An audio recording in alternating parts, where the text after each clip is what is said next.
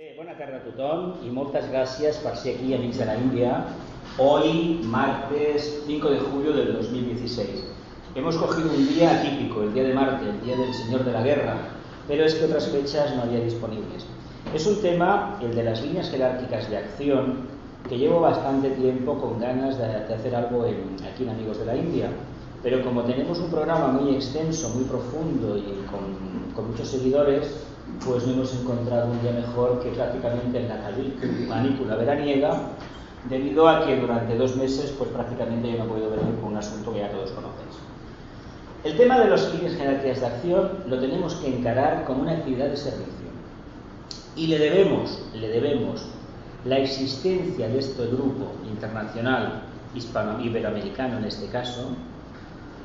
Se lo debemos básicamente aquí a nuestro hermano Vicente, nuestro maestro Vicente Beltrán Anglada, que cuando fue a Buenos Aires, a Argentina, en 1985, desde octubre a unos días antes de las Navidades del 85, hablando con el grupo que le atendió, les imprimió una necesidad de acelerar, vamos a hablar en estos términos, acelerar el trabajo de la jerarquía en esa zona. Para empezar os voy a contar una simple anécdota que a mí me la han contado ya unas cuantas veces y francamente a mí la verdad me enterneció bastante. Cuando Vicente va allí, tienen una reunión de las muchas que tuvieron. Hay que recordar que recorrió varias ciudades argentinas, no sé si fueron 7 u 8, y dio 55 conferencias. Lo cual, las conferencias de Argentina prácticamente son las últimas. Quedan unas cuantas más aquí en Amigos de la... Bueno, en Elizalde y aquí alguna en Amigos de la India, y me parece que sobre el mes de junio él ya no da conferencias, ya se retira y luego pasa el desenlace en septiembre, ¿no? Esto fue el año, pues, el tiempo que vino después de Argentina, fue el 85, y él desencarna el 30 de septiembre del 88. Pues, hablando con ellos, en una de las conferencias, y esto me lo ha contado gente que lo vivenció, que lo llevó en su coche, les dijo lo siguiente: debéis estar muy atentos, porque el maestro vino a visitaros y no lo reconocisteis. Curiosamente, esa frase de que el maestro vino y los alumnos no se dieron cuenta es común a todas las líneas iniciáticas de la Tierra.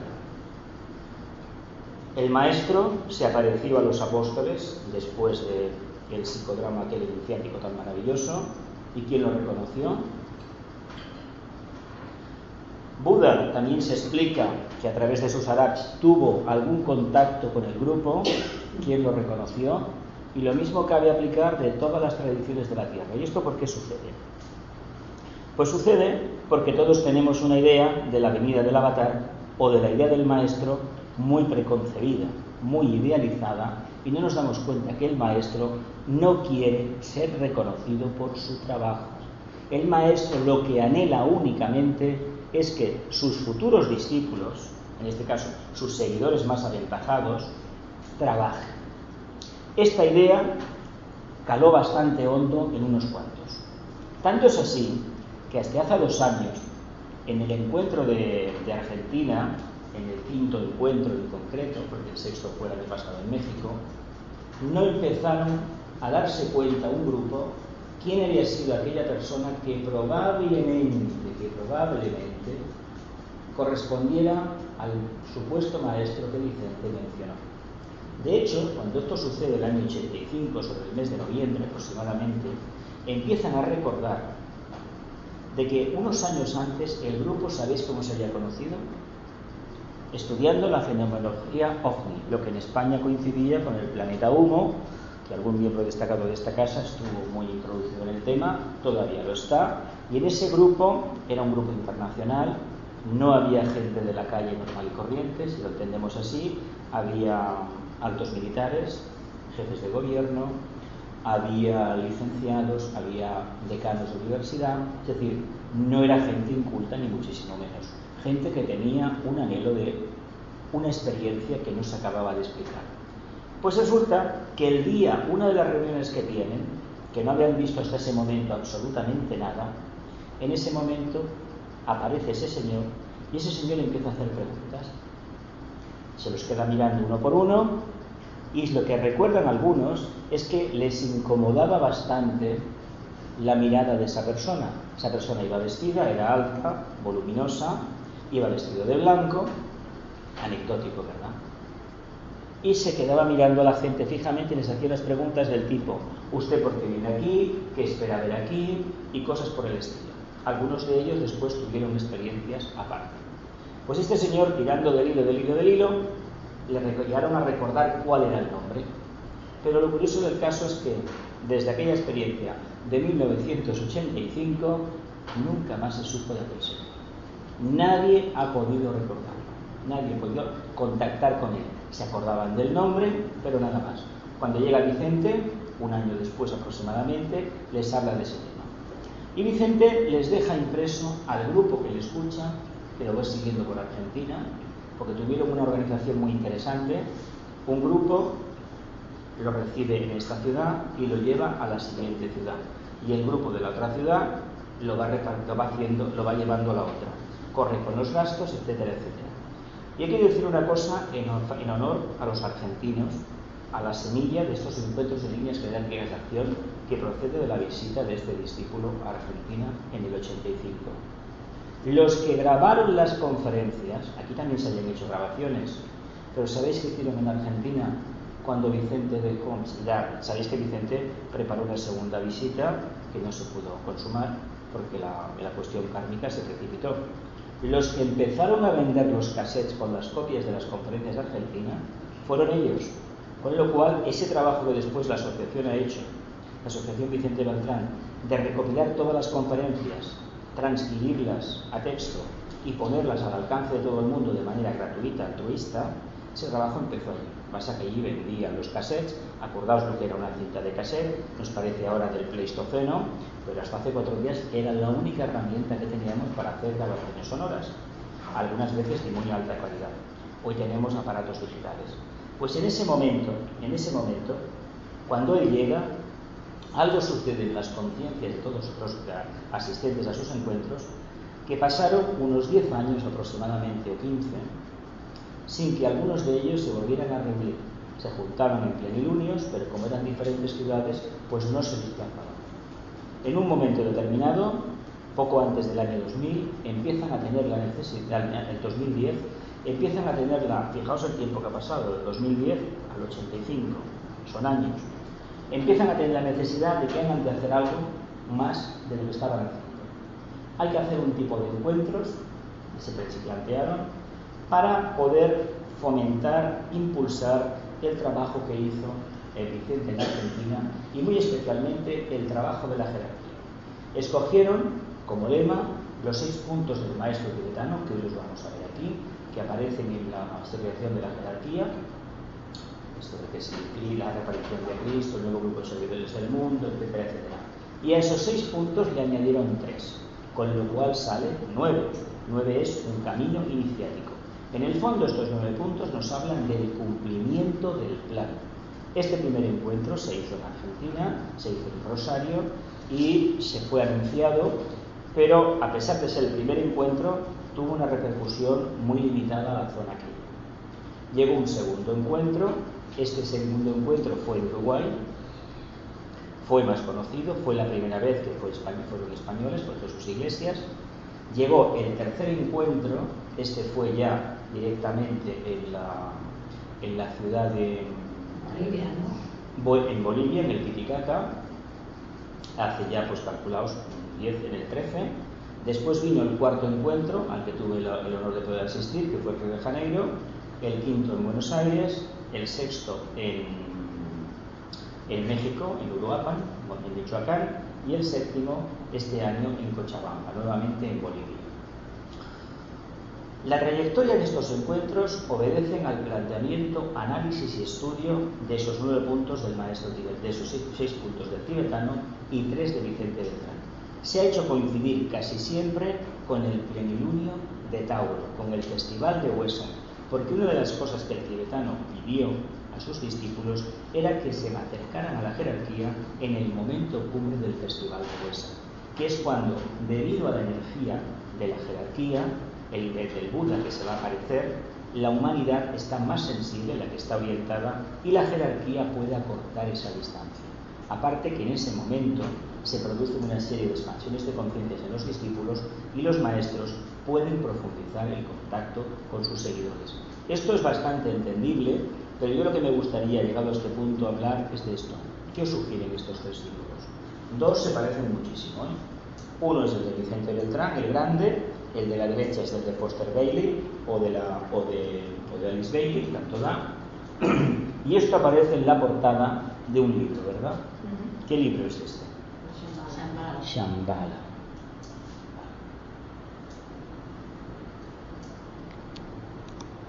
¿Y qué nos dice este emblema? Un propósito. El 9, las 9 iniciaciones, las 9 perfecciones, el número de la iniciación. ¿Qué trabajo corresponde al número 9? Sagitario, el signo del silencio, el signo del iniciado. Vemos al gran triángulo mágico, lo vemos en los tres y vemos a la jerarquía. Hay diferenciación entre uno y otro. Y es muy interesante porque aquí viene el tema que íbamos a tocar el otro día, pero que no nos dio tiempo, del Cristo cósmico y del Cristo histórico. Pero eso lo vamos a dejar para el jueves, no hoy. Pero fijaos dónde está la diferenciación entre un emblema y el otro. Falta la cruz abajo. Falta la cruz abajo. La cruz blanca. La cruz blanca, en este lo dejamos aparte. Vale. Esto fue de Vicente.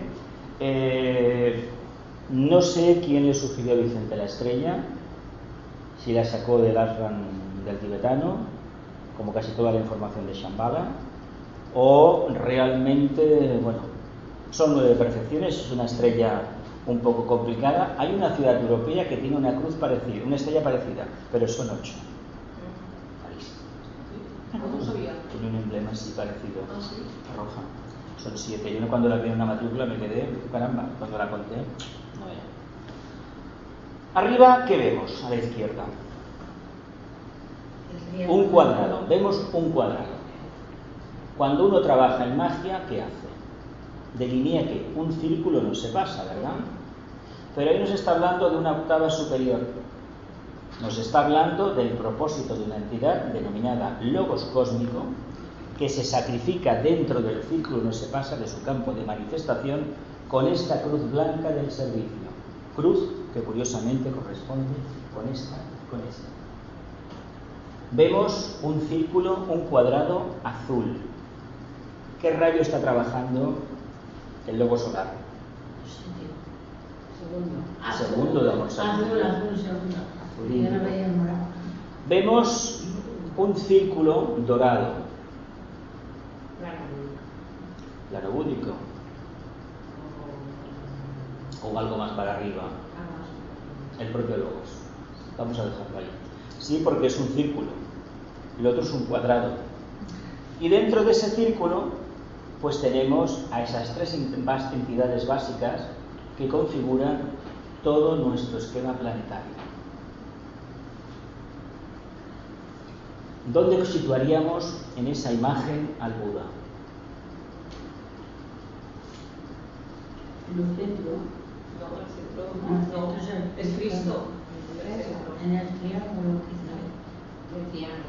El triángulo, pero ¿en qué vórtice del triángulo? Hay 3 vórtices. El de la izquierda. O sea, me pongo enfrente a mí el de la izquierda, ¿no? De espaldas a mí el de la derecha, ¿no? Sí. Ahí tendríamos a el señor Buda. La famosa luz liberadora de Buda. En el complementario, ¿qué tendríamos? El espíritu. El de arriba es el espíritu de la paz en el otro lado, opuesto, y arriba tendríamos al famoso avatar de Síntesis. Este triángulo de energías que sostiene toda la manifestación y el propósito del plan del Logos para este planeta, Tierra, está encabezado por una entidad que podemos decir que es hijo de la Tierra. Pero decir que es hijo de la Tierra, igual estamos diciendo mucho, o igual no acabamos de entender muy bien lo que significa. Porque lo que se sabe es que en la cadena lunar ya estaban activos. Por lo tanto, hijo de la tierra técnicamente hablando, no sé hasta qué punto podemos decir que Buda, mejor por ahí, del esquema terrestre. Y tenemos la estrella de 5 puntas. ¿El 5 qué es?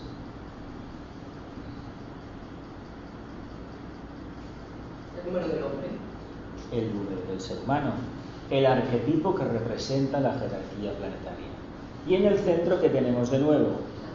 El sacrificio de la jerarquía planetaria a través de uno de sus máximos exponentes, de uno de sus jefes. Cuidado porque la jerarquía hay 3 departamentos, pero como el logo solar está trabajando el segundo rayo, se entiende que el Bodhisattva, el Cristo, el exponente máximo del segundo rayo, es el jefe de la jerarquía, pero teniendo en cuenta que los otros 2 tienen la misma categoría. Pero sí es cierto que este maestro se presentó desde la Tierra, del esquema terrestre, se presentó a la prueba iniciática en ese psicodrama de Palestina de hace 2000 años, ¿no? ¿Os acordáis de la historia?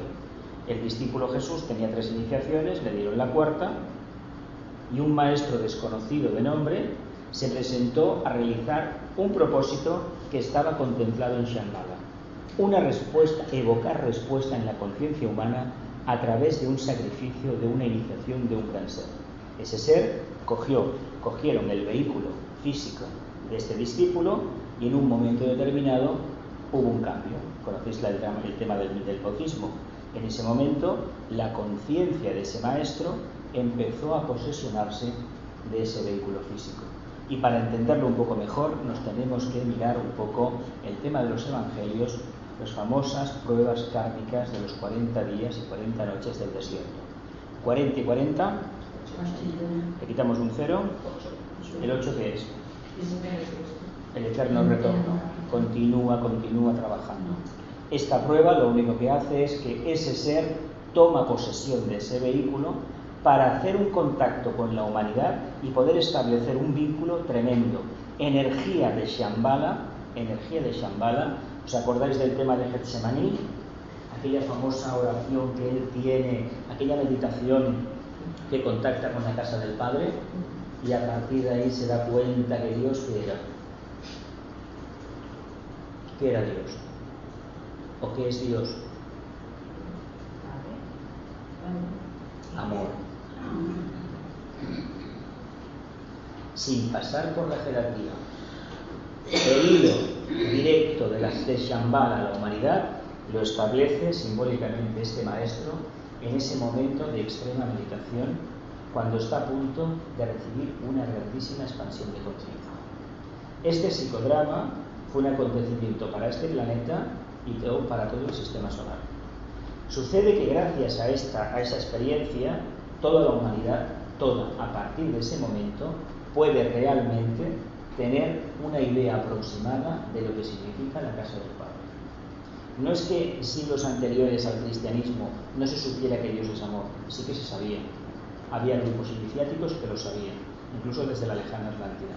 El problema es que no se había dado la oportunidad porque todavía la evolución no había dado los suficientes frutos para que uno de aquí pudiera postularse a ese cargo jerárquico. Lo hizo y lo consiguió. El tema es que nosotros debemos entender lo siguiente: nos corresponde profundizar ese trabajo. Pues uno de los argumentos que se utilizan en las líneas jerárquicas de acción es precisamente el tema de la reaparición de Cristo. Una pregunta, si puede ser proceder. En la segunda imagen, la del círculo, parece como que el triángulo está detrás y la estrella de 5 puntas está delante, ¿no? ¿Es por algo?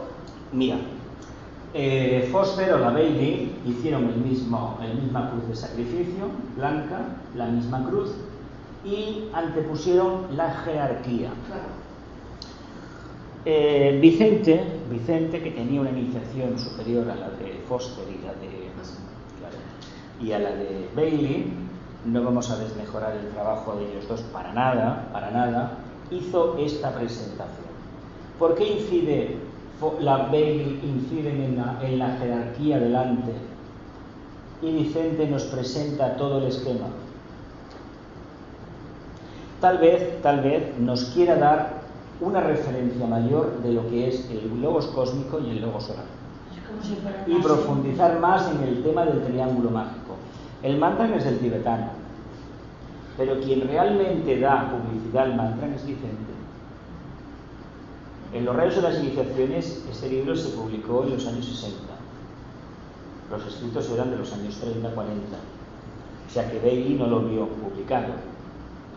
Cuando este libro se publica, Vicente, pues bueno, ya estaba a punto de irse me parece que a Ginebra.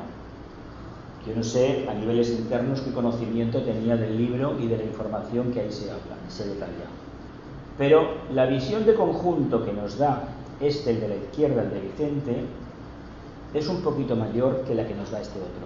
Está muy bien incidir en el tema de la jerarquía, faltaría más, pero en relación a qué?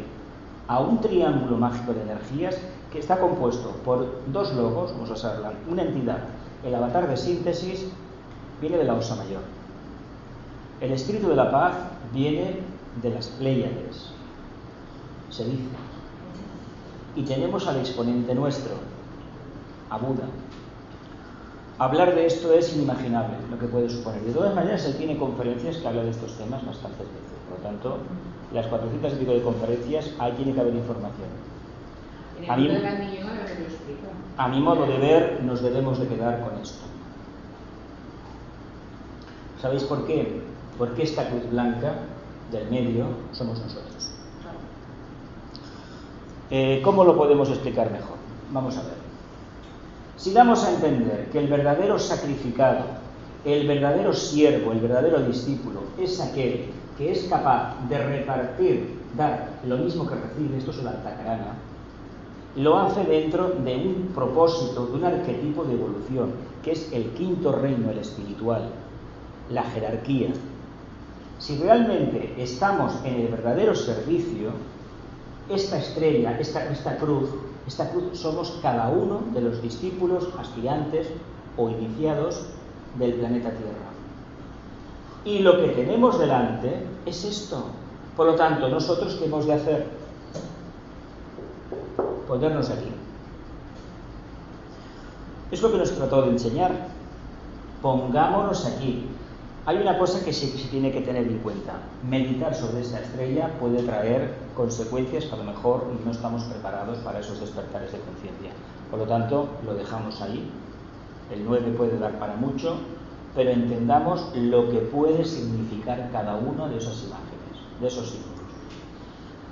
Encuentros de líneas jerárquicas de acción. ¿Por qué os he contado todo eso? Porque el propósito de llevar a cabo la presencia de la jerarquía en la Tierra, Shambhala y el clan, forma parte de esta actividad. ¿Qué actividad desarrollan los encuentros de líneas jerárquicas de acción? ¿Qué finalidad persigue? ¿Quiénes participan? Participan de momento, aunque estos últimos años han participado griegos, italianos, rusos, norteamericanos prácticamente de momento no, y hay que decir que esta idea ha sido una idea hispana, ha sido una idea de discípulos de habla hispana, y lo cual os tengo que decir que gracias al cielo, a la divina providencia, se continúa el trabajo de Vicente. Sabéis que Vicente no está traducida su obra a la lengua inglesa, porque no se ha querido hacer el trabajo, no han querido traducirlo. ¿Y por qué no han querido traducirlo? Vamos a estar haciendo un poco más adelante, porque hay un prejuicio grande hacia todo lo español en el mundo esotérico. No se quiere reconocer que en el pueblo español, en España en concreto, haya podido encarnar un discípulo.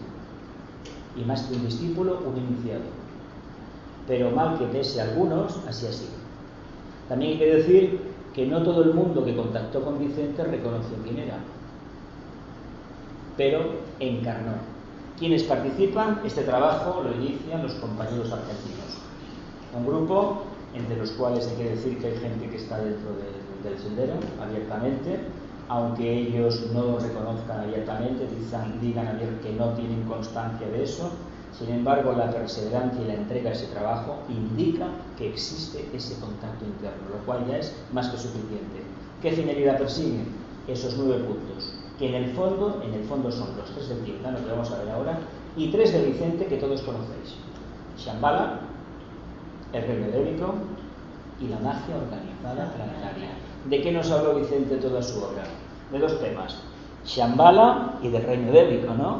Y escribió un libro que se lo dedicó al tibetano, el último, la magia organizada planetaria, pero escribió un monumento, el Tratado Esotérico sobre los Ángeles. ¿Qué libros son?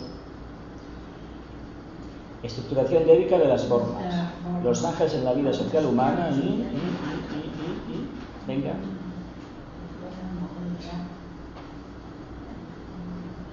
Bueno, es igual, lo dejamos.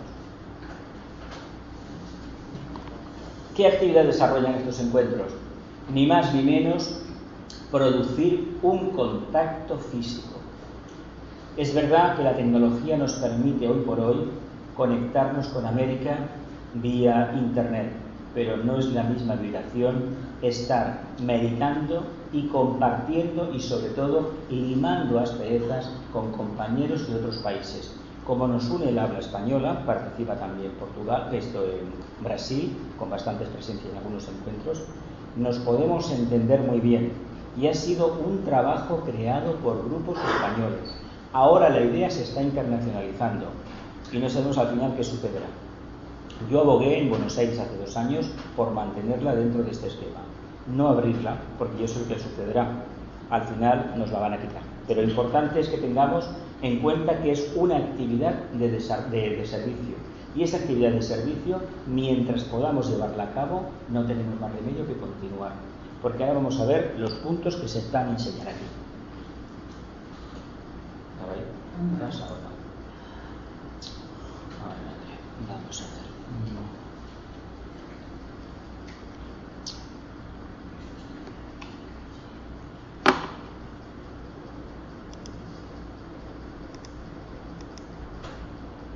9 puntos en total, 9 aspectos, 9 temas que deben desarrollarse y me imagino que todos pues los conocemos, ¿no? Que si los triángulos, esta no es exactamente la lista que hizo el tibetano, ¿no? No lo es. Empezamos por abajo. El nuevo grupo de servidores del mundo. Esto lo hemos tocado, lo tocamos el jueves pasado en el novilunio, ¿verdad? Los triángulos, conocemos el tema de los triángulos. Vamos a seguir insistiendo una vez al mes sobre el tema de los triángulos. Los libros azules, ¿qué libros son estos? La segunda entrega que ha dado la jerarquía planetaria a través de Alice Bailey, que las tapas de los libros son azul índigo y las ediciones de estudio son un azul que no es exactamente índigo, es otro colorcito, pero bueno, se conocen como libros azules. Además, que allí en América le llaman libros azules, ¿sí? Y la gente está convencida de que son azules y son azules, punto. La gran invocación, que todos lo conocemos, los plenilunios y novilunios y el tema de la reaparición de Cristo. Pero luego vamos a ver que la lista exacta no es esta. Pero lo importante es que tengamos en cuenta que todo esto, lo único que quiere hablar es del cumplimiento del plan. Todo lo que estamos viendo aquí, ¿a qué categoría correspondería? A las técnicas de la buena voluntad, establecidas por la Bailey, por el tibetano. Esa sugerencia de servicio se la plantea el tibetano, no es obra de Kutumi, es del tibetano a Alice Bailey. Y los grupos, desde la época, empezaron a trabajar en algo que hoy nos parece baladí.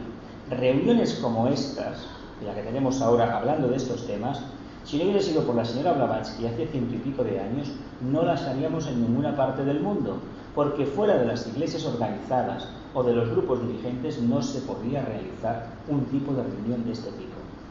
Existía la masonería, pero tolerada. Grupos rosacruces, pero nosotros que vamos de laicos, vamos a decir, no tenemos una doctrina fija en nuestra asociación, este tipo de reuniones no las tendríamos. Gracias a estos grandes discípulos, hoy nos podemos juntar a hablar de la reaparición de Cristo, de los plenilunios, de la buena voluntad, de la gran invocación, del nuevo grupo de servidores del mundo, de la obra esotérica, etcétera, etcétera, etcétera. Y eso son técnicas de buena voluntad. ¿A quién van destinadas estas técnicas? A toda la humanidad. Precisamente para hablar de triángulos, de la gran invocación, participar en los plenilunios, en las meditaciones de luna nueva, luna llena, etcétera, etcétera, no se necesita tener un bagaje esotérico definido, claro, abierto, profundo. ¿Verdad que no? Cualquiera puede participar en un triángulo, cualquiera puede empezar a estudiar los libros azules y cualquiera puede reflexionar sobre el tema de la reaparición de Cristo. Y también hay que decir que cuando se tenga un poco más de información, porque esto sí que ya es más profundo, vamos a decirlo claro, no todo el mundo podrá hablar en una primera entrega de Shambhala, no todo el mundo entenderá lo que es el reino débico o angélico, porque el prejuicio mental es muy grande todavía y está asociado a ciertas fantasías, cuando curiosamente casi todas las religiones del mundo hablan de esas entidades, de esa otra evolución que está junto a Dios, el reino angélico. Sin embargo, hoy en día, si hablamos de ángeles, va a ser muy poca gente, siempre abocada en el sendero, que pueda entender realmente lo que significa esa expresión. Ese estado de conciencia de una entidad que está creada precisamente para ayudar al ser humano. Es una evolución paralela y que el ser humano todavía no ha tenido o no ha aprovechado la oportunidad de colaboración, de colaborar con ellos. Porque el reino débico, Vicente insistió hasta la saciedad, está deseando ayudarnos. A Vicente la prueba se la pusieron muy alta, el listón. El famoso arcángel que tenía, el Jezazel, que le decía: no me puedo acercar a ti porque dentro tuyo hay todavía el ruido, ¿no? Pues imaginaos qué nos pueden decir a nosotros. Si entendemos el tema de Shambhala, que es muy complicado este tema, no basta decir que es la casa del Padre donde se está trabajando el arquetipo divino. Eso es una expresión que, bueno, que está bien para aspirantes, para estudiantes principiantes, pero no es algo con lo cual debamos comulgar a diario. No podemos llegar a la comprensión de Shambhala si los puntos anteriores del tibetano no los trabajamos. Por eso la enseñanza de Vicente es una continuación de la enseñanza del tibetano. Fue el mismo maestro el que le enseñó, vamos a ser sinceros, y la colaboración de Arras es total. Le tocó trabajar el tema de Shambhala para abrir una puerta a esta experiencia nueva. Si no hubiera sido por Vicente, esa puerta seguiría cerrada. Y el contacto débico nos lo ha presentado de una manera inteligente, racional, sin astralismos de por medio. Las figuras de los ángeles que pintó el Rumi, el Josep Rumi, son racionales, no tienen nada que ver con los dibujos animados que tan acostumbrados estamos. Porque ¿cómo nos presentó a los ángeles? Como formas energéticas, ¿verdad? ¿Cómo nos lo ha presentado la tradición de todas partes? Grandes seres con grandes alas, seres alados. Pues bien, Vicente no cae en ese error. ¿Por qué? Porque esa percepción de los seres alados corresponde a niveles bajos del astral, por muy refinados que a alguno le pudiera parecer, pero del astral. Mientras que la visión que tuvo Rumi y que tuvo Vicente, ¿de dónde venía? De la contraparte del astral, del búdico. No todo el mundo tiene esa capacidad, y de hecho, si tan fácil fuera contactar con los devas, vamos, esto sería una lotería, fantástico, una tómbola. Sin embargo, no es así. Y entender lo que significa la magia organizada planetaria, hay que decir que después de 200 años, 200 y pico años de teosofía, de Rosacruces, etcétera, etcétera, no somos capaces de reconocer que cada vez que nos juntamos, hacemos un silencio o tenemos un propósito en el estudio, estamos trabajando la magia organizada planetaria. De ahí a que lo podamos exhalar fuera de nuestra conciencia personal y ponerlo al servicio de la humanidad, en cumplimiento del plan de la jerarquía, hay muy poco. Solamente falta que nos convenzamos realmente de que el contacto angélico existe y que a través de este juego de energías inteligente que es la magia, podemos llevar a cabo el plan. Y si llevamos el plan, ¿qué estamos llevando? El primer rayo, Shambhala. Fijaos qué sencillo. ¿A qué sencillo? ¿O no? ¿Sí o no? ¿Me digáis que no? Es facilísimo. ¿Por qué no os lo creemos? Porque la buena voluntad la dejamos ¿para cuándo? Para mañana, ¿verdad? La reaparición de Cristo, eso está muy bien. Pero de momento no me encuentro con ganas de invocar nada, ¿verdad? El Festival de Huesa, la pieza clave de todo este engranaje, corresponde a este festival. De hecho, casi todos los encuentros se han hecho en el Festival de Huesa, menos uno que se hizo en el de Géminis. Los demás se hicieron todos en Huesa. Creo que fue el de Géminis, fue el de Bolivia, el primero. Y después se volvió a coger esta fecha.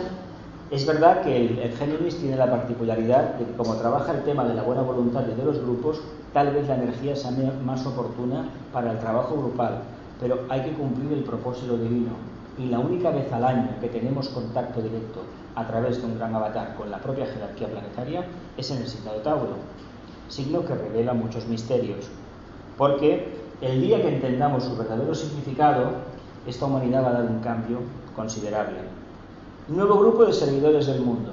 Este tema debe formar parte de nuestra conciencia. Cada vez que nos juntamos a meditar por la mañana en un plenilunio, etcétera, etcétera, estamos contribuyendo a la manifestación de ese grupo que, no me cansaré nunca de decirlo, no existe a nivel físico. Afortunadamente no tiene ni razón social, ni está registrado, ni tiene emblema, y si lo tiene no lo conocemos, y está formado por aquellas almas que trabajan a niveles causales. Por lo tanto, no basta tener un plexo solar muy abierto y deseoso de amar a toda la humanidad. Hay que tener una conciencia focalizada internamente, una personalidad integrada ¿en qué chakra? En el Ajna, ¿verdad? Y una conciencia que se empieza a despertar ¿en qué chakra? Pineal. Un propósito definido de llevar a cabo el plan a través del verbo, transferencia del centro cardíaco al centro laríngeo. Cuando esto sucede, ¿qué estamos invocando? ¿Qué estamos manifestando? El propósito de Shambhala, que es la reaparición de Cristo. ¿No le veis relación a la reaparición de Cristo y al propósito de Shambhala? Es el segundo rayo. ¿O estamos esperando que aparezca un ser con barba, túnica blanca, volando por las esferas, no sé? ¿Esperamos eso? ¿Verdad que no? ¿No será más bien que el misterio se va a resolver en el momento en que entendamos que con todo esto y alguna cosa más que hay por ahí, estamos construyendo un camino, una antacarana, para que la conciencia crística invada a una parte de la humanidad? ¿Qué creéis? ¿Que toda la humanidad va a tener la oportunidad de recibir al maestro de maestros? Hace 2000 años, ¿cuántos se enteraron? Y curiosamente, no se dice nunca, pero gracias a que el misterio crístico encarna en el signo de Piscis, al sexto rayo de Piscis, devocional, se le quita todo ese carácter de espejismos, de fanatismo que suele tener habitualmente. Y se le da una nota de amor. Curiosamente, Piscis manifiesta junto con Géminis y Virgo el segundo rayo. Por lo tanto, la jugada fue maestra. Se hizo un trabajo impecable. ¿Cuándo nos vamos a dar cuenta? Cuando lleguemos a Capricornio. Ya hemos acabado ya la red de Acuario, seguramente. Pero hay que tener en cuenta que este mantra, por ejemplo, cuando se hace como se debe de hacer, no aquello de carrerilla, bla, bla, bla, bla, no, con conciencia, empieza a hablarnos del reino edérico. Si estamos atentos pasan cosas, vamos a entender lo que es la casa del Padre, vamos a entender que el recitado de este mantra forma parte de la magia organizada planetaria, vamos a entender qué es este festival, qué son los triángulos, qué es la buena voluntad, qué es la reaparición de Cristo y qué es el nuevo grupo de servidores del mundo. Porque se supone que debemos ser conscientes de que formamos parte de este grupo. Esto lo dejo caer, pero ¿os suena algo en vuestra conciencia la existencia del nuevo grupo de servidores del mundo? ¿O de momento no deja de ser más que una maravillosa idea, una quimera más, pero difícil de alcanzar? ¿Os es real? ¿Sí? Bienvenidos al club. Hablamos del plan, de la trascendencia del plan, del compromiso con el plan, de la manifestación del plan, de la percepción del plan y de la comprensión del sendero. ¿De qué estoy hablando? ¿De qué estamos hablando aquí? Venga. Es precioso, ¿no? Todo. Es precioso, ¿no? Estamos hablando de la comprensión de la capacidad que tiene el peregrino de identificarse con el arquetipo, el gran arquetipo divino, y poderlo plasmar en este mundo karmático. De hecho, el plan se dice, está en la mente de Dios. A ver, tenemos 7 kumaras, 3 budas internos, 3 externos, y uno que está en el centro, que es el punto neutro, Sanat Kumara. Se supone que todos tienen la misma evolución, como los 3 representantes máximos de la jerarquía tienen el mismo similar nivel de conciencia, pero hay uno que destaca. Hay uno que hace de punto neutro. Sanat Kumara hace de punto neutro. La pregunta que nos deberíamos formular Sanat Kumara conoce el propósito del logos planetario cuando esta entidad reside en el plano mental cósmico. No olvidemos que Sanat Kumara está en lo más refinado del plano físico cósmico, en el subplano ádico. Pero venía de Venus, ¿no? Venía de Venus, claro.